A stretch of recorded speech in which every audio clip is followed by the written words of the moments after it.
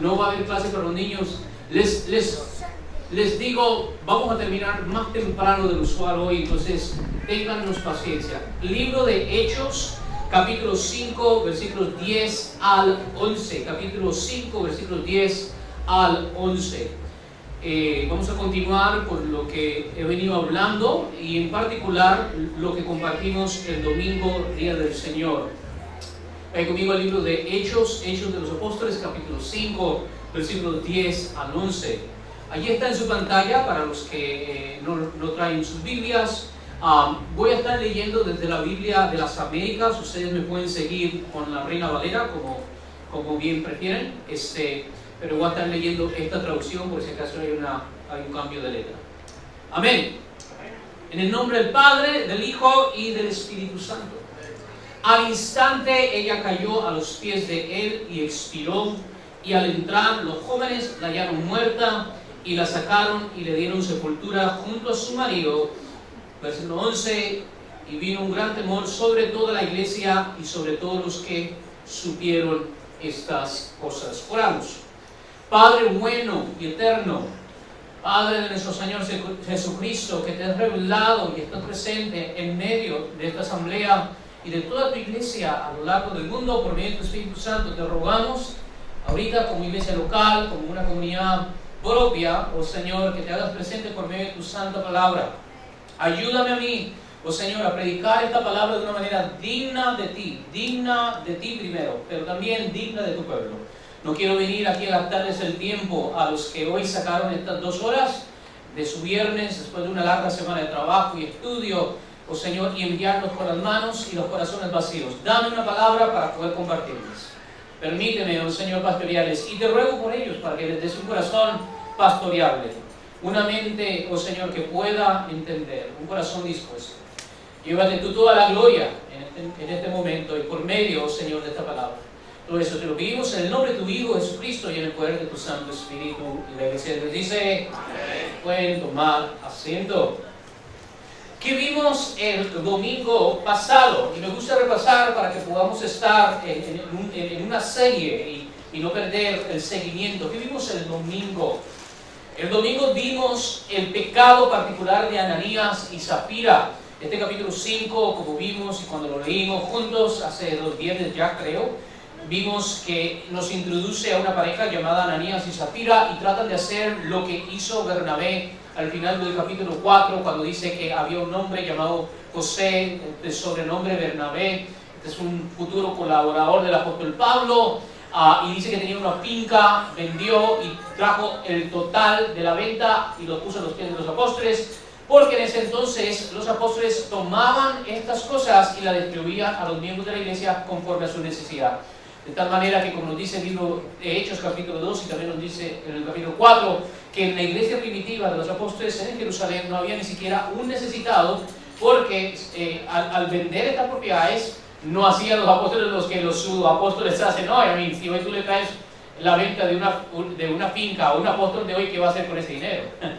Se va a comprar un traje de $10,000 y se va a ir a vacaciones a Fiji. Pero estos son los verdaderos apóstoles, y ¿qué es lo que hacían con el dinero que tomaban? Dice que lo distribuían entre los miembros de la iglesia, de tal manera que no había ni siquiera un necesitado en la iglesia. Y vemos entonces a Bernabé haciendo esto, movido por el Espíritu Santo, que como vimos, esta es una señal de una iglesia que está llena del Espíritu Santo. ¿Se acuerdan Gálatas capítulo 5, versículo 6? A ver, si alguien me puede repetir lo que dice Gálatas. En Cristo, ¿verdad? En la fe no importa la circuncisión y la incircuncisión, sino que ¿qué es lo que importa en Cristo? Una fe obrando por amor. Una fe que obra por amor. Una fe que obra por amor. Entonces vimos esto. Una iglesia llena del Espíritu Santo es una iglesia que no solo profesa la fe, sino que también está rica en obras de caridad, ricas en obras de misericordia. Eso es bien importante, lo vimos el domingo. Pero ahora en este capítulo 5 nos introduce la Biblia Ananías y Zafira y hacen básicamente lo mismo, pero hay, como dice la expresión, gato escondido. Esto es diferente a Bernabé, no traen el precio entero, sino que dice que se quedaron con la mitad de precio y quisieron engañar al apóstol Pedro.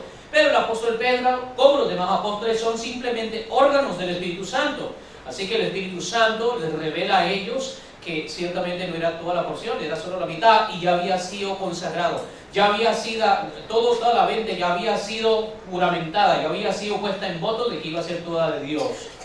Vemos lo que sucede, algo increíble. El apóstol Pedro confronta primero a Ananías a solas, por tal precio vendiste eso, sí, y dice, ¿cómo es que te has atrevido a mentir al Espíritu Santo? No has mentido a los hombres, sino que has mentido a Dios. Cae como muerto. 3 horas después entra la esposa, no se da cuenta qué es lo que había pasado, y le pregunta al apóstol Pedro, bajo la unción del Espíritu Santo, ¿es cierto que vendiste la finca por tal cantidad? Y ella miente y dice, sí, así es. Y una vez más le dice, ¿por qué habéis puesto bajo prueba al Espíritu Santo?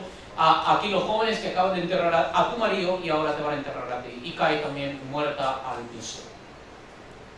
¿Por qué tan severa sentencia? Y bueno, vimos el domingo eso. El pecado de Ananías y Zafira es el mismo pecado que vimos de un hombre en el Antiguo Testamento. ¿Se acuerdan de cuál hombre?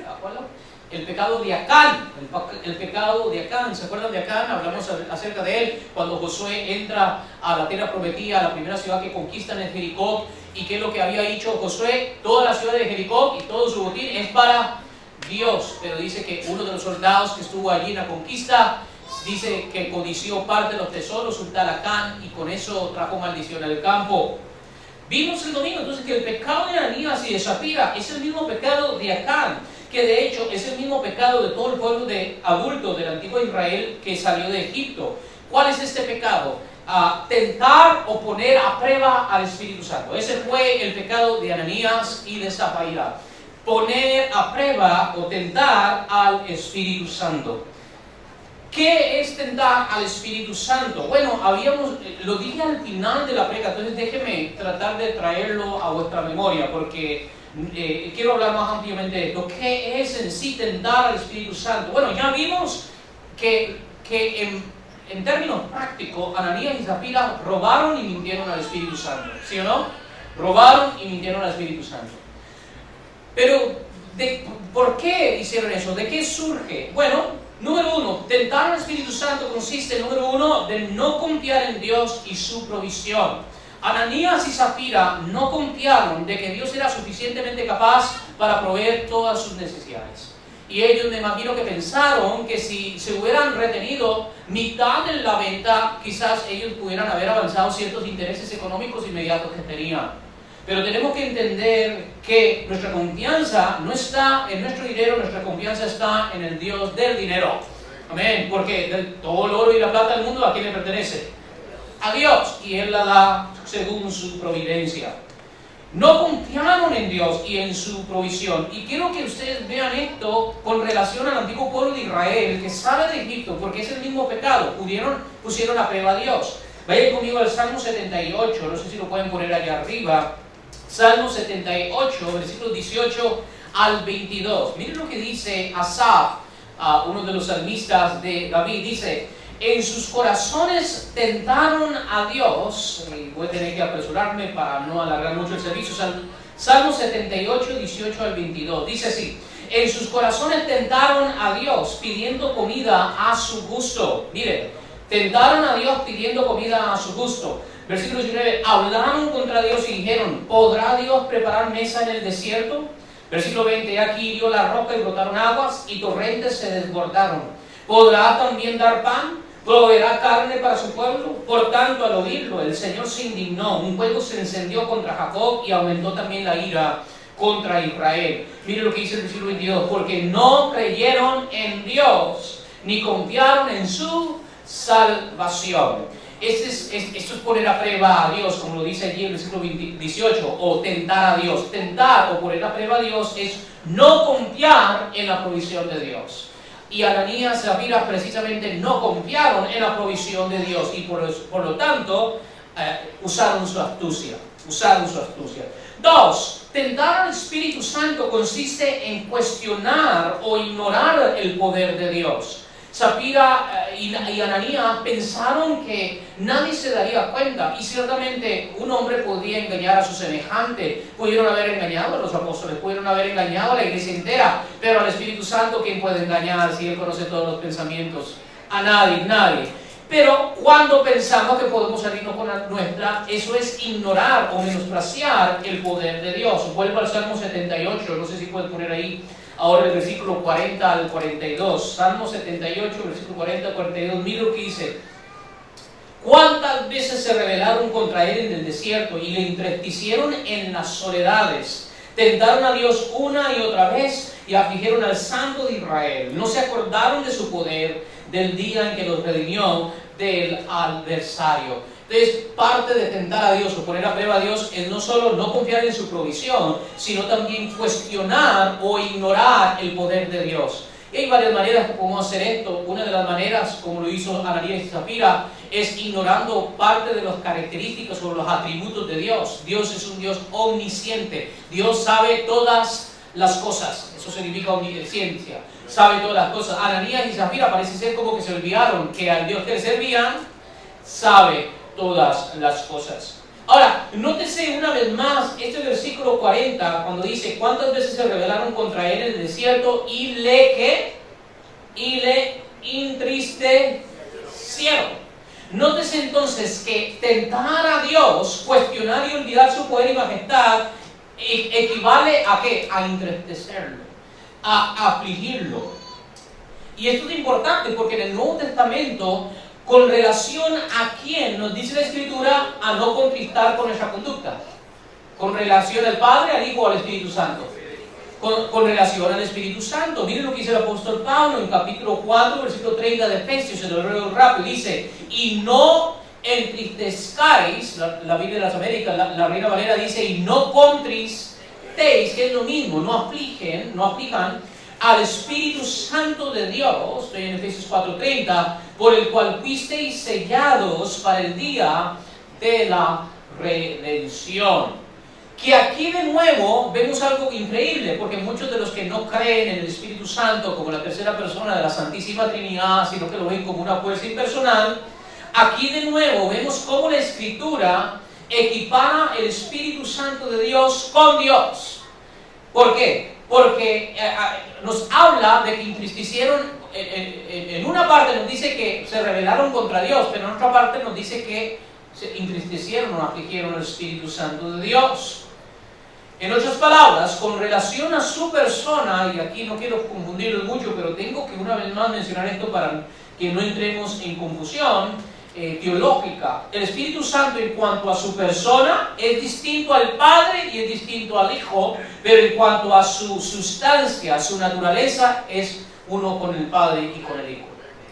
Una vez más, en cuanto a su persona y a su actividad en la economía de la redención, es distinto al Padre y distinto al Hijo, pero en cuanto a su naturaleza, en cuanto a su sustancia, es Dios mismo.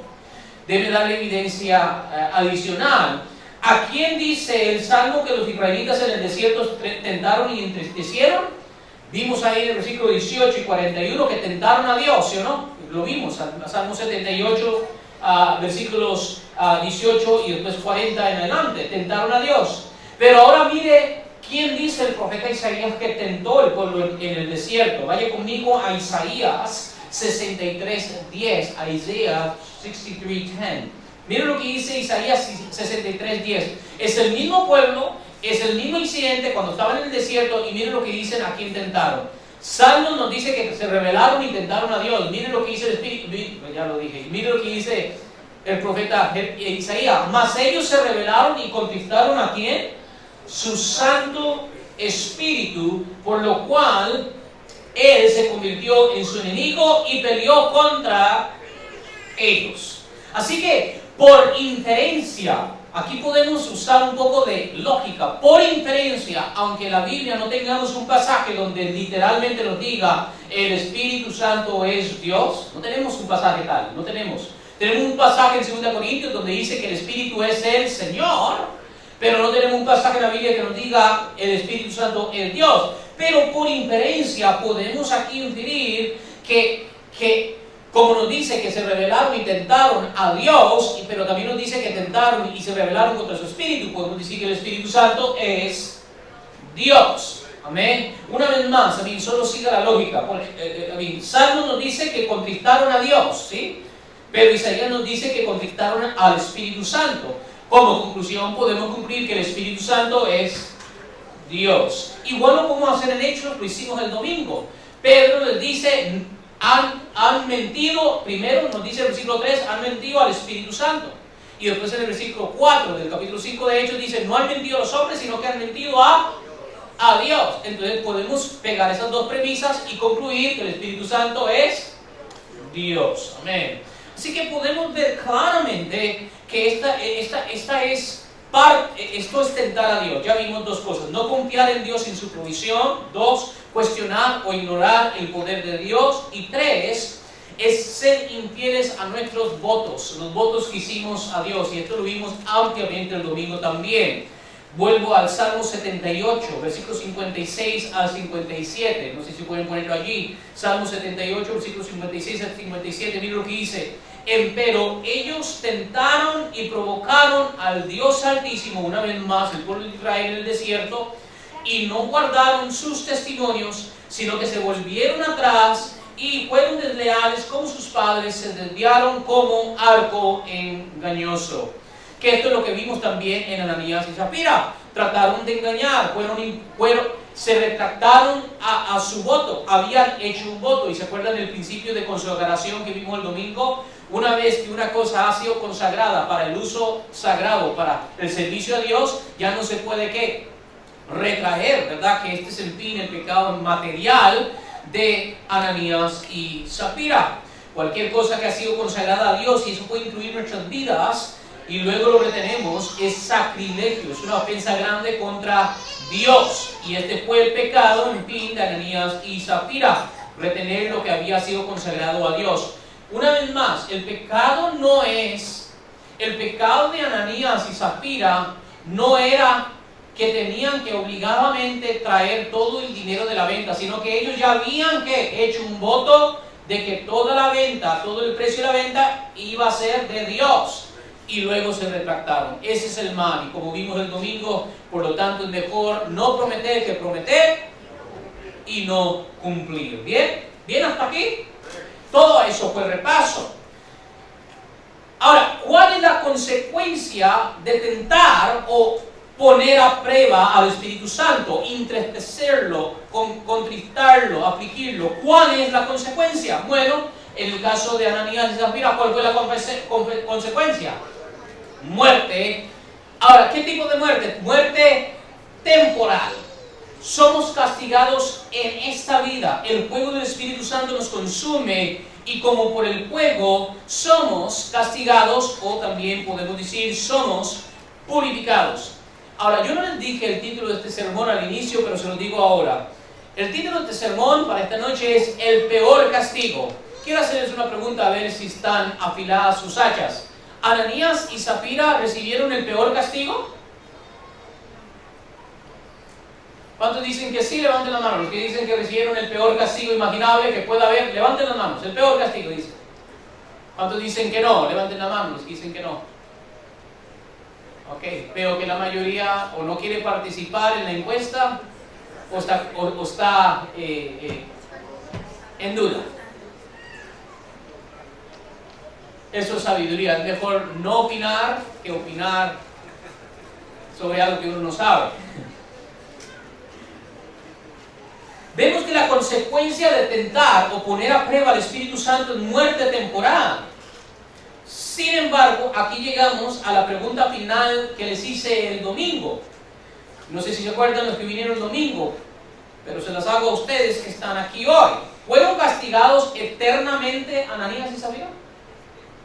Sabemos que fueron castigados temporalmente. ¿Por qué? Porque cayeron muertos y ya no vivieron otro día. Pero la pregunta ahora, y les hice el domingo, ¿fueron castigados eternamente Ananías y Zafira? Es decir, ¿ahorita las almas de Ananías y Zafira están en el tormento eterno o están en la paz eterna con Cristo y los que han muerto en Cristo? A ver, vuelvo a hacer una encuesta. Los que dicen que están en el tormento eterno, levanten las manos. Los que dicen que están con Cristo, levanten las manos. Ok, aquí menos manos, aquí hay más confusión.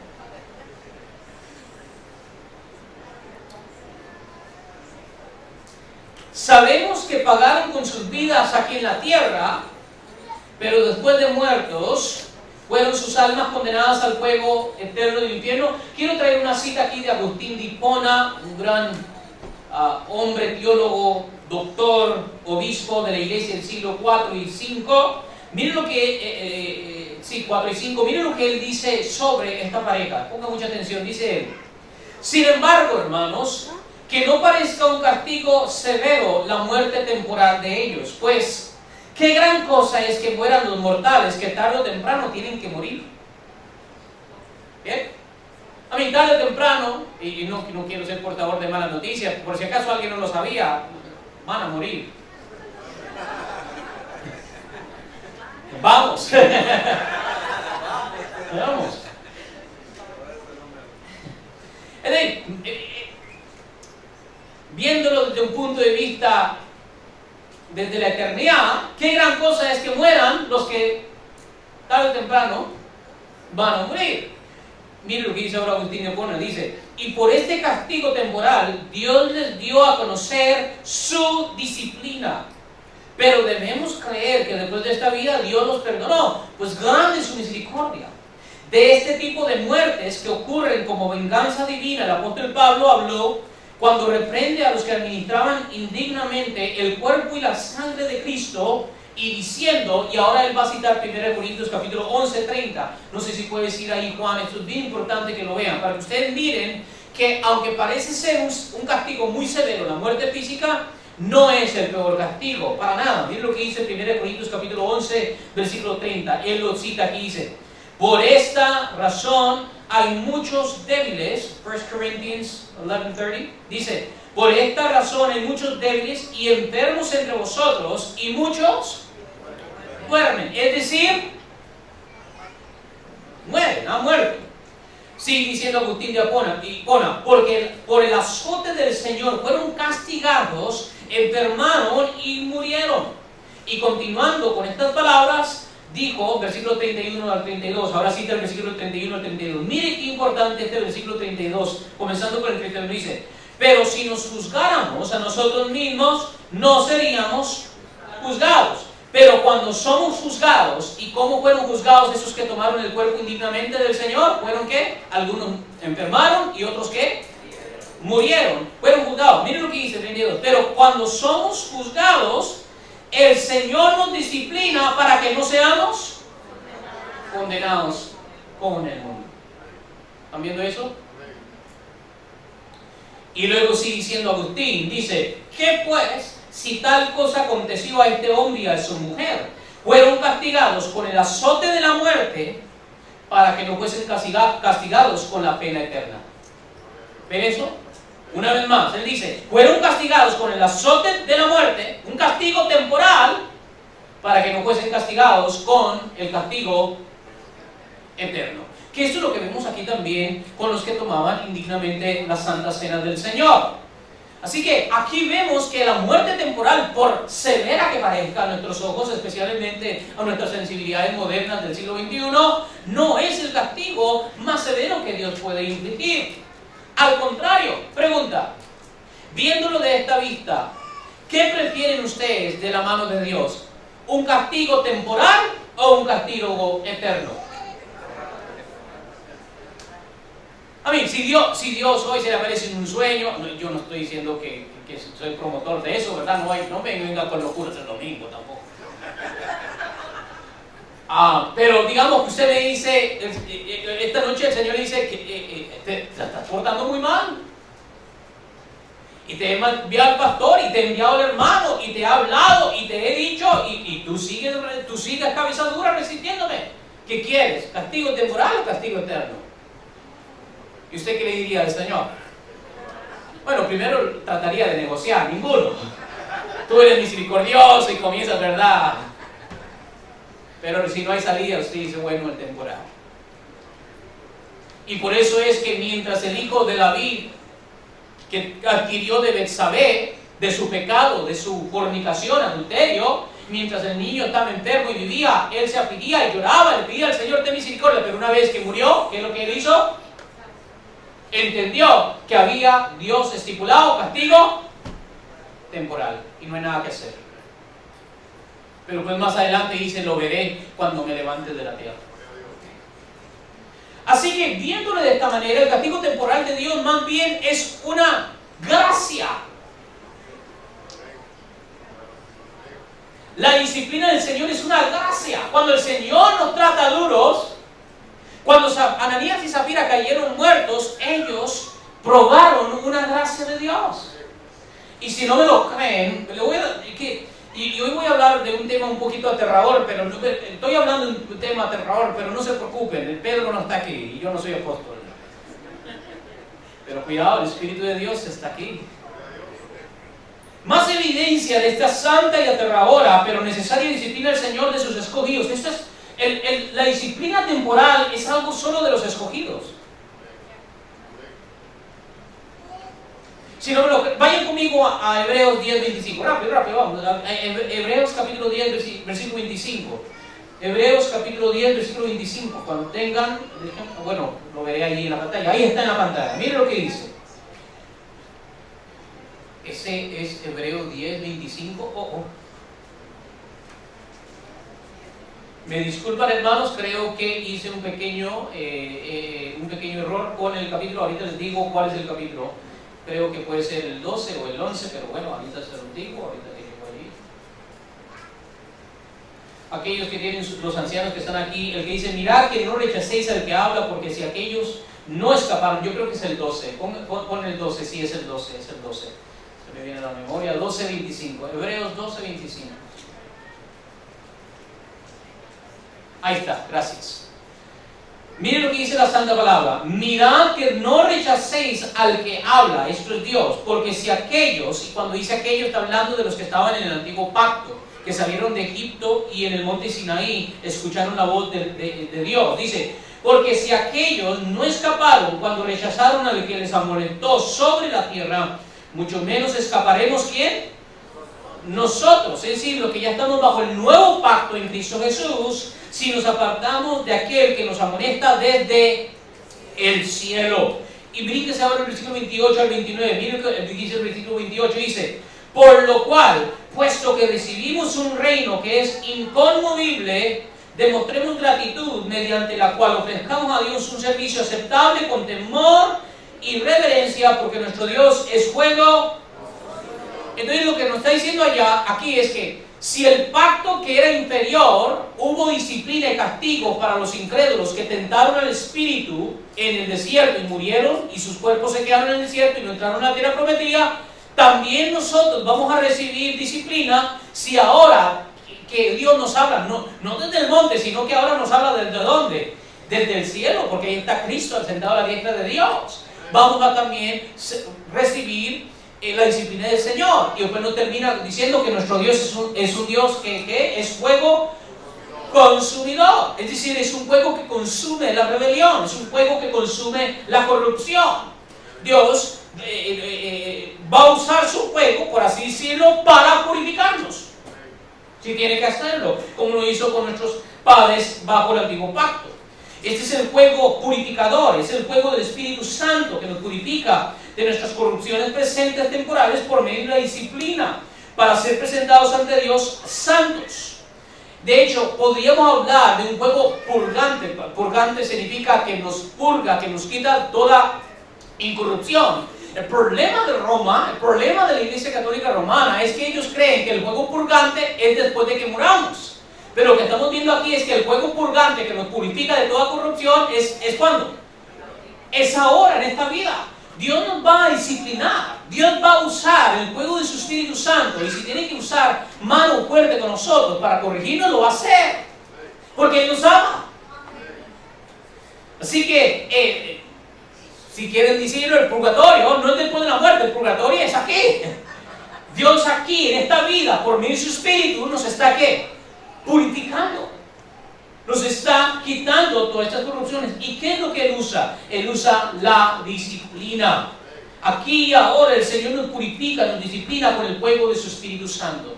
Dios está usando cosas y situaciones en tu vida, muchas veces desagradables para ti, desagradables para tus seres queridos, pero Dios usa eso para purificar tu vida.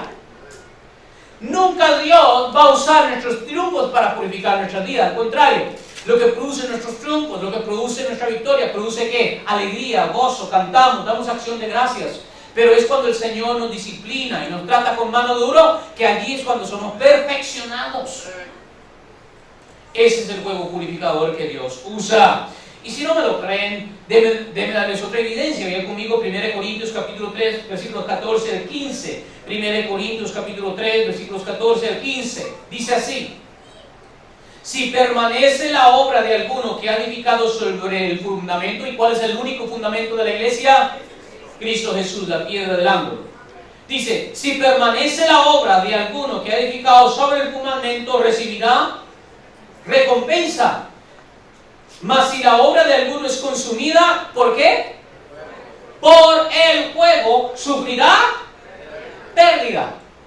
Sin embargo, él será salvo, aunque así como por el fuego. ¿Están viendo esto? Así que, una vez más, vean, démosle un buen ejemplo. Ok, si la obra permanece alguno, recibirá recompensa. Ese es Bernabé. Cuando Bernabé trajo toda la venta, ¿su obra permaneció o fue consumada? Permaneció. Y por eso es que él siguió con su vida y llegó a ser colaborador del apóstol Pablo, y hablamos bien de él. Pero después tenemos a Ananías y Zafira, que estaban construyendo, y si lee el contexto, sobre algo más, sobre paja, sobre arena. Es decir, tenían su corazón no en las cosas eternas, sino en las cosas provisionales. ¿Ellos recibieron recompensa o sufrieron pérdida? Sufrieron terrible pérdida como por el fuego, pero una vez más, ¿se salvaron o no se salvaron? Vemos aquí una vez más que es un fuego purificador.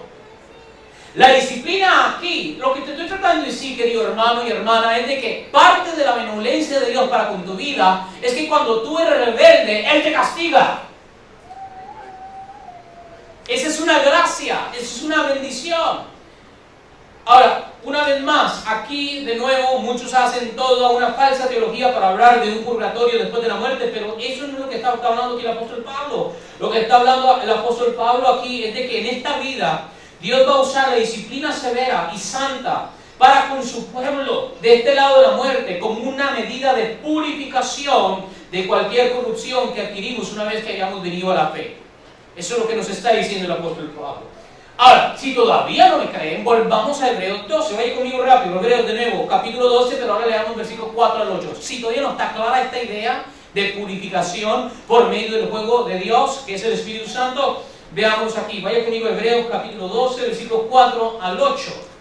Hebreos capítulo 12 dice, miren, pongan atención, miren lo que, yo creo que hice otra vez un error aquí. ¿Ese es el 12.4? Ok, no, estamos bien, sí, es otra traducción. Dice así, puedes poner la Biblia de las Américas, esa es la Biblia de las Américas, ¿ya? En vuestra lucha. Bien, porque todavía, dice, en vuestra lucha contra el pecado, entonces está hablándole a cristianos ya en Cristo. Nosotros estamos en una constante lucha contra ¿qué? El pecado, ¿sí? ¿O solo Ananías y Zafira tuvieron que luchar contra la codicia y el deseo de... Yo veo a muchos de ustedes, ofrendo o no ofrendo. Vengo a la iglesia o no vengo a la iglesia, oro o no oro, leo la Biblia o no leo la Biblia. ¿Cuántos están en esa lucha? Gloria al Señor. Entonces no solo Ananías y Zafira, ahora ellos después veo, ellos fueron consumidos. Pero miren lo que dice, porque todavía en nuestra lucha, está hablándole a vivos, contra el pecado, no habéis resistido hasta el punto de ¿qué? Es decir, todavía no han muerto en esta lucha contra el pecado. Que ese es el mayor castigo que podríamos recibir, ¿sí o no? La muerte física. Como escogidos aquí podríamos recibir. Para un escogido en Cristo, la peor sentencia que Dios te puede dar, una vez que vengas a la verdad, es que Él, ¿qué? Te quita la vida. Pero una vez más, aún eso es una medida de gracia. Porque no es muerte eterna, es una muerte. Sigamos leyendo. Es decir, en nuestra lucha contra el pecado todavía no hemos caído como Ananías y Zafira muertos. Sigue diciendo, versículo 5. Además, habéis olvidado la exhortación que como a hijos se os dirige. ¿Cuántos son hijos aquí? Mira, esta es vuestra exhortación en vuestra lucha contra el pecado. Mira lo que dice. Dice, hijo mío, no tengas que en poco la disciplina del Señor, ni te desanimes al ser reprendido por Él. Porque el Señor al que ama, ¿no te dice amén? ¿Cómo sabemos que Ananías y Zafira eran amados por Dios?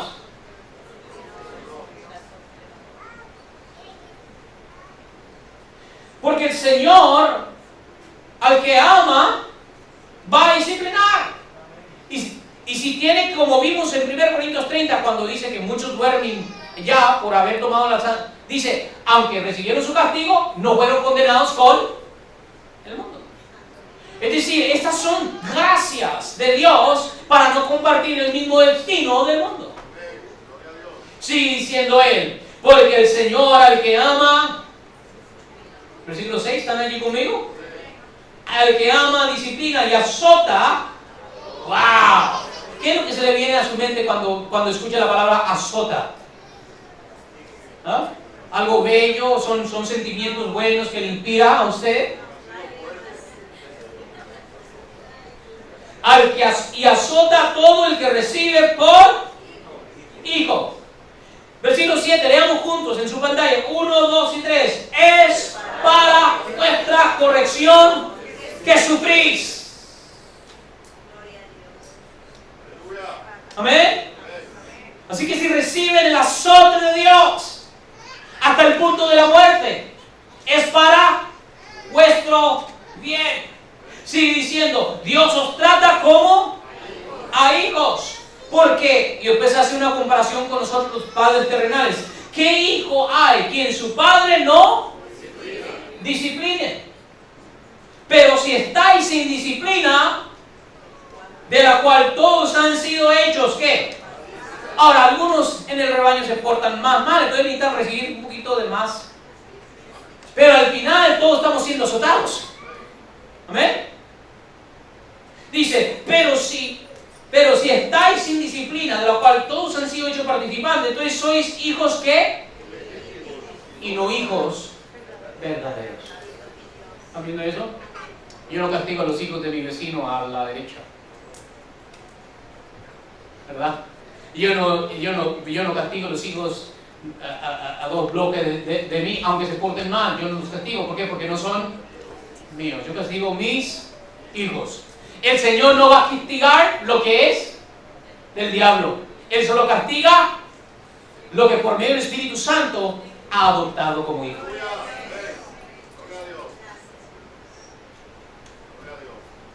Esto es importante que nosotros lo entendamos, tanto para entender la historia de Ananías y Zafira, pero también para entender nuestra propia historia. Porque a veces sentimos como que Dios nos está tratando un poquito duro. Como que Dios, ¿por qué le respondes favorablemente a mi hermana, a mi hermano, a mi tío, a aquel hermano de la iglesia? Mira, él recién convertido, ni siquiera sabe el catecismo de Heidelberg como yo, ya lo hice y mira. Pero querido hermano, querida hermana, si Dios te está tratando con dureza, dale gracias. Porque es evidencia que eres ¿qué? Hijo. ¿Amén? Eso es bueno. No es agradable. Ninguna disciplina al momento es ¿qué? Es causa de gozo, pero es un sufrimiento que produce vida. Así que note, si somos verdaderamente hijos nacidos de nuevo por el Espíritu Santo, somos castigados severamente por Él en esta vida cuando incurrimos en transgresión después de haber venido a la fe en la verdad. Eso es importante. Una vez que somos adoptados a la familia por medio de la fe y hemos nacido de nuevo por el poder regenerador del Espíritu Santo, el Señor nos castiga, nos disciplina, va a usar el fuego del Espíritu Santo, va a usar medios ordinarios, va a usar las circunstancias de la vida para castigarnos, para purificarnos. Ahora, cuidado aquí, no como una medida de expiación por el pecado. Nuestro sufrimiento no expía el pecado. ¿Cuál sufrimiento es el único que expió el pecado? La pasión de Cristo, el sufrimiento de Cristo. No estoy diciendo que nuestro sufrimiento expía el pecado. Esta es una obra solamente de Cristo y su perfecta obra en la cruz. Pero sí estoy diciendo que el sufrimiento en esta vida es una medida de purificación o santificación. El Señor usa el dolor y la disciplina como una medida de santificación en sus hijos, o purificación, que esta es precisamente la obra del Espíritu Santo en la vida del creyente. Por eso es que Él se llama el Espíritu Santo, porque Él que santifica todo donde Él viene a morar. Y Él viene a morar en nuestras vidas. Y cuando Él viene a morar en nuestras vidas, Él viene a morar y hay todavía conductas, pensamientos, mañas, costumbres que Él tiene que ir, ¿qué? Purificando. Y nos purga, por así decirlo, de toda corrupción en esta vida. Por eso es que la Biblia dice que Dios es fuego consumidor. Les voy a dar otro ejemplo, para que ustedes miren que esta es una gracia solo para los hijos. Hay un pecado horrendo de la cual nos habla Corintios. Hay un pecado bien horrendo. ¿Se acuerdan cuál es este pecado? Había un hijo que se estaba acostando con la esposa de su padre, que no era su madre biológica, pero era su, ¿cómo se diría? Madrastra. Terrible. Pablo, cuando escucha esto, dice: ¿cómo es posible que ustedes todavía tienen a este miembro dentro de la iglesia? ¿Cómo es posible que todavía no lo han excomulgado? Dice: reúnanse en mi espíritu y a ese malvado, ¿qué? Sáquenlo fuera de la comunidad de fe, porque no tiene nada que ver. Va, un poco de levadura, dice ahí, leuda. Parece ser que era un pecador impenitente, no quería arrepentirse. Pero miren lo que dice el apóstol Pablo. Leí conmigo 1 Corintios capítulo 5, versículos 4 al 5. Miren lo que dice. Algo increíble, porque esto nos muestra una vez más que Dios con los suyos va a usar castigos temporales para entonces no tener que aplicar la mano más dura, el peor castigo que está reservado para los que no son hijos. 1 Corintios capítulo 5, versículo 4 al 5 dice: en el nombre de nuestro Señor Jesús, cuando vosotros estéis reunidos y yo con vosotros en espíritu, con el poder de nuestro Señor Jesús, entregad a ese tal a... ¿Están allí conmigo en el versículo 5? Dice: entregad a ese tal a Satanás, ¿para la qué? Para la destrucción de la carne, a fin de que su espíritu sea salvo en el día del Señor Jesús. ¿Ven lo que acaba de decir el apóstol Pablo? Es decir, que aún de pecados severos, feos, grotescos, como lo es el adulterio, la fornicación, la inmoralidad sexual, si somos hijos, Dios no nos va a dejar sin disciplina. ¿Y cómo podemos estar seguros de que no hemos recibido el peor castigo? Porque recibimos castigo aquí, temporal, ahora. Así que, si la mano de Dios una vez más está contra ti, dale gracias a Dios, porque es una evidencia de su amor y benevolencia para contigo. En suma, cuando entristecemos al Espíritu Santo del Señor, cuando afligimos al Espíritu del Señor, por el cual fuimos bautizados y sellados, somos severamente disciplinados, hasta el punto de, si Dios así lo quiere, de la muerte temporal, que fue la disciplina que recibieron Ananías y Zafiras por haber mentido al Espíritu Santo. Que por cierto, eso es evidencia en sí de que Ananías y Zafira realmente eran parte de la comunidad de fe y tenían el Espíritu Santo, porque murieron al hacerlo. Si no tuvieran el Espíritu Santo, si no fueran parte de la fe, ellos hacen eso y nada les pasa. Pero se reconoció, como dice el libro de Hebreos, como acabamos de leer en el capítulo 2, ¿qué nos dice Hebreos 12:8? Si Dios os deja sin disciplina, ¿sois qué? Bastardos.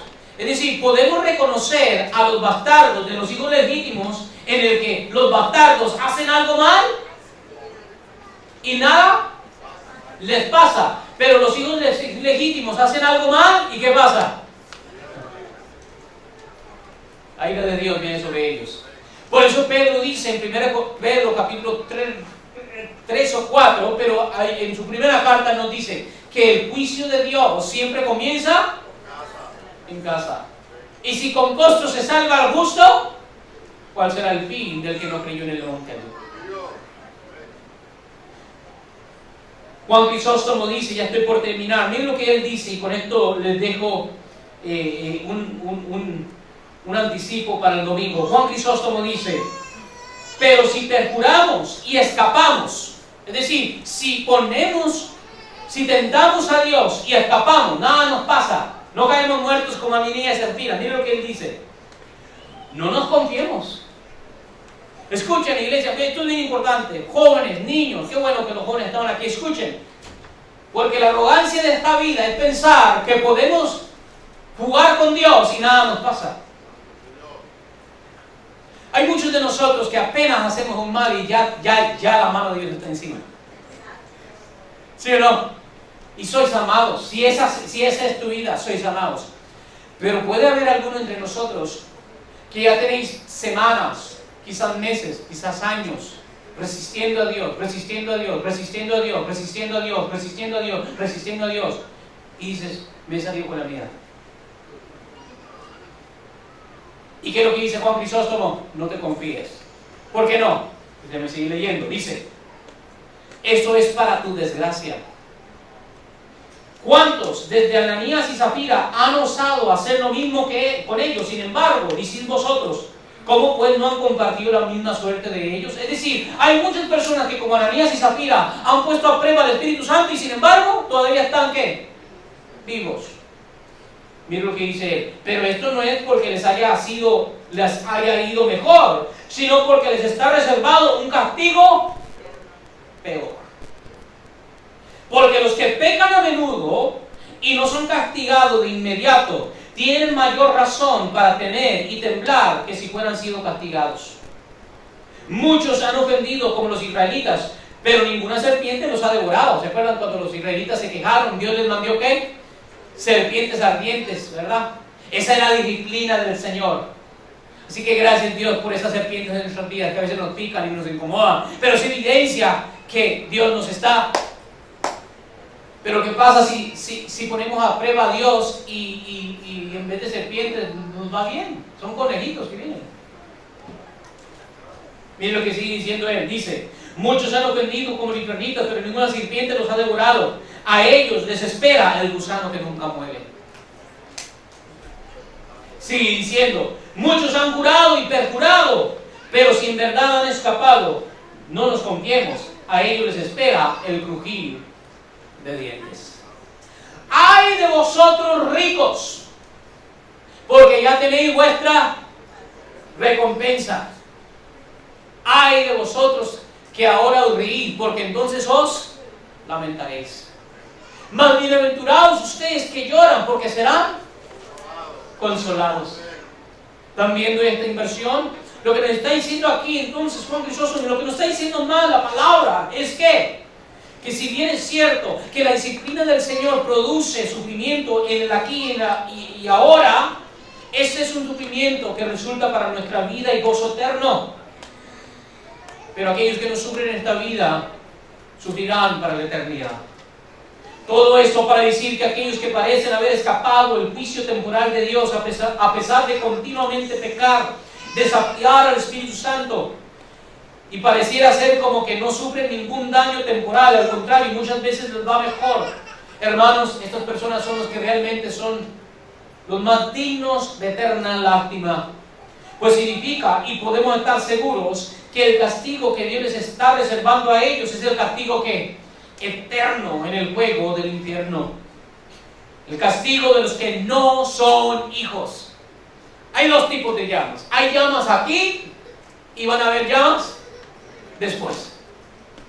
Gloria a Dios que Él usa las llamas de aquí y ahora para purificarnos, para no tener que sufrir las llamas en la eternidad por medio de Cristo. Pero aquellos que no sufren esas llamas ahora, sino que desafían a Dios y a su Espíritu, ellos sufrirán las llamas de este fuego eterno.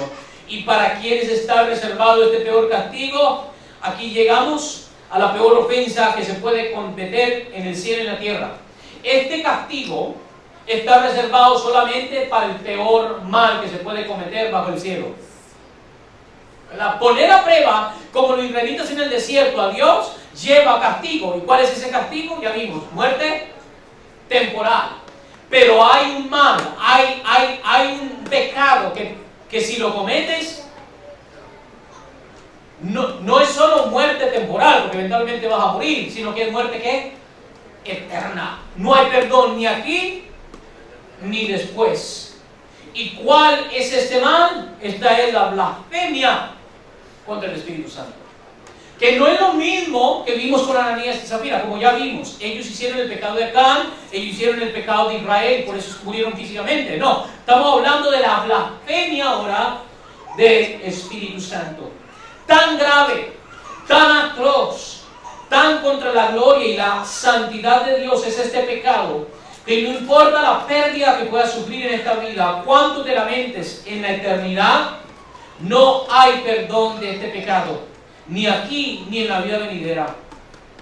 ¿Qué nos dice Jesús? Miren lo que dice Jesús, Mateo 12:31 dice: por eso os digo, todo pecado y blasfemia será perdonado a los hombres, pero blasfemia contra el Espíritu Santo no será perdonada.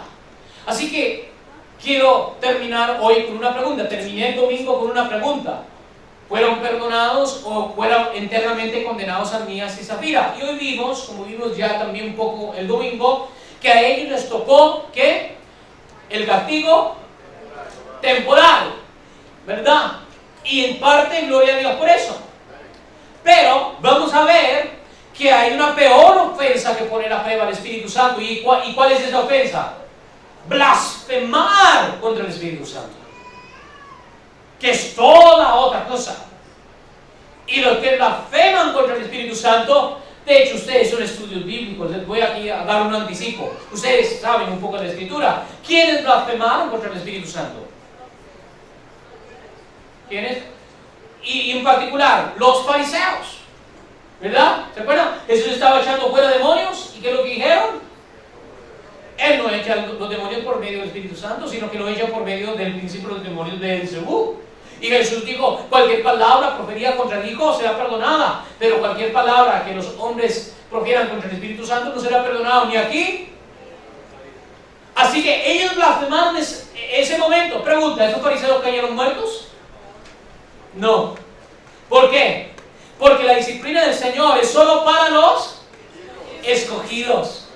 Pero para aquellos que continuamente resisten al Espíritu Santo, les está esperando un fuego mucho peor y mucho más eterno, que es el fuego del infierno. Quiero terminar entonces con esta pregunta para animarlos a que vengan este domingo, especialmente que va a ser bastante temprano. ¿Qué es la blasfemia del Espíritu Santo? ¿Qué es la blasfemia del Espíritu Santo? Y con eso les pido que se pongan de pies y vamos a hacer una oración. No les voy a decir, si quieren saber qué es la blasfemia del Espíritu Santo, vengan conmigo.